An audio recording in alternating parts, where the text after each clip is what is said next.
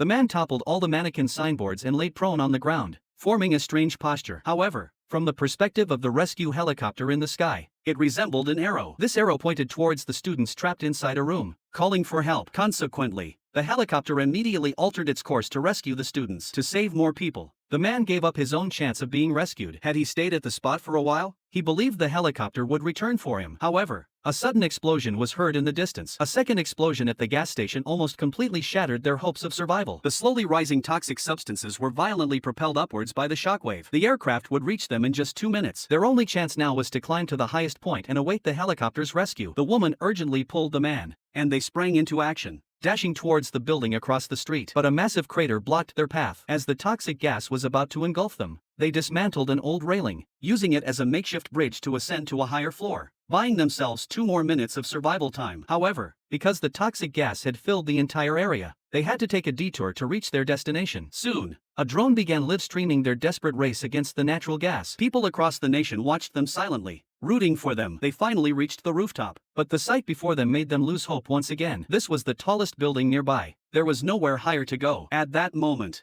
a drone flew towards them, and even more drones arrived to assist. In fact, their every move was being broadcast live, and viewers nationwide were worriedly watching them from their screens. Afterwards, with the help of the drones, a safety rope was successfully secured to the building opposite, and the two began sliding down the rope towards it. But due to insufficient incline, they came to a halt around the midpoint. To make matters worse, the rope, under the strain of their combined weight, was on the verge of snapping. At this critical moment, the woman climbed onto the man and immediately severed the rope. They swung in the air, but suddenly the rope slipped loose from its drum. People thought the two had fallen to their deaths. However, even after the rescue helicopter arrived and searched the area for a long time, they only found the severed safety rope. But as the search team was heading back, they spotted the two standing atop a tower crane, waving and holding up fireworks,